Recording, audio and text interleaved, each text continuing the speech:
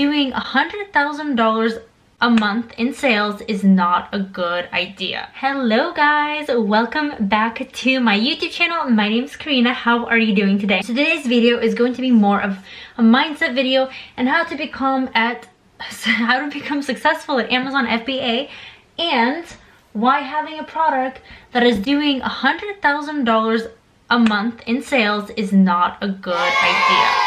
And this is such a misconception. It's just kind of mind-blowing. And I had the same exact misconception when I first started Amazon too.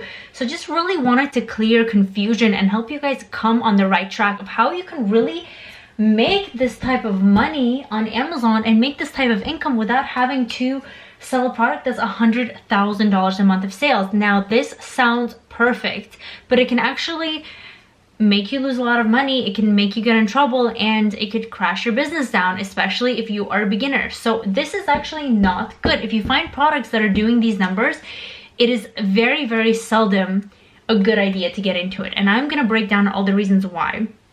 And actually, when I first started Amazon, I found a product that was doing about 30,000 to 50,000 to 80,000 based on, those were the top sellers. Most of them were around like 50K and up, and I thought it was such a good idea. I remember being so happy. I did all my market research. I literally studied the living being out of that product. I looked at like every single review, analyzed the competition, reran the numbers, talked to suppliers, and actually it was a more expensive product to source. It was going to be like $8 to $9 just for the product without shipping, right? So that easily could put me at like $11+ per product, and I would need to do crazy giveaways to rank myself on that page, which is super expensive. So I would need to order like 1,000 units, just crazy large investment, right? And that's the number one thing, is with a product that is selling this much, you will need a large investment of money. If you're first starting out,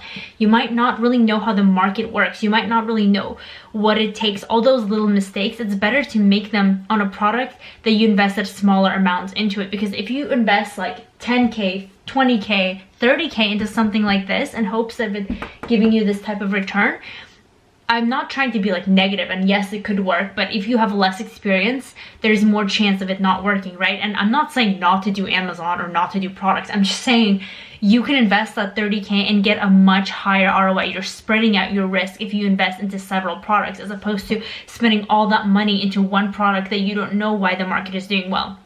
And let me tell you guys, right now that market is so competitive and so oversaturated and so cutthroat, and it has become a complete commodity that if I were to go into it, I would literally have lost all my money and stop making sales. Like, I know that for a fact. Like, it is just not a good market to get into at all anymore. But it was doing really good sales, and newbie me was like, I should do this, and I would have not done well. Thankfully I went with other products, as you can tell, way different industry too, but it turned out well. So the number one investment comes into your actual product and the shipping, because usually products that are making this type of money are either just really hot and are commodity, so it's hard to differentiate yourself and really get you to the top, or there's something that's more premium and actually costs in a higher price range, like around $50 or $70. Now that sounds cool because of a sale that you like. If it, for example, after all the fees and things, and usually for a product that's like $50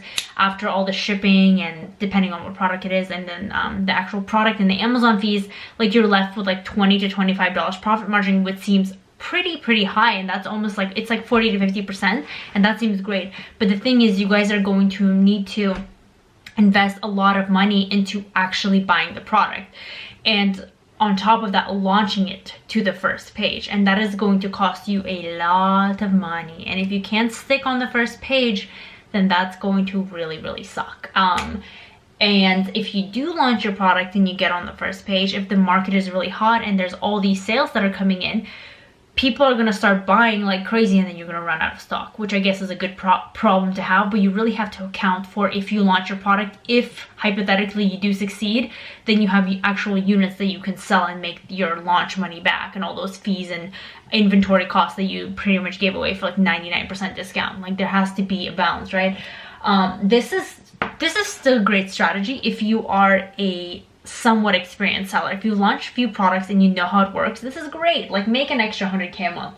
The other thing is with these type of products, this is like I said before, you're literally walking around with a huge red bullseye on your product, on your back. You can't sleep for one night. You're gonna get everyone in the market trying to eat you alive and leaving negative reviews and, you know, just sketchy things. Hijackers from China or even from the US, they see these types of things as really get rich quick opportunities where they release a super cheap unbranded product and just become a third-party seller under your listing, and then they sell your product. And yeah, you're just gonna be fighting them off with bats all day round, A, and then B, the people who have bought from your hijackers may get a really bad product and then they're gonna leave bad reviews on your listing because technically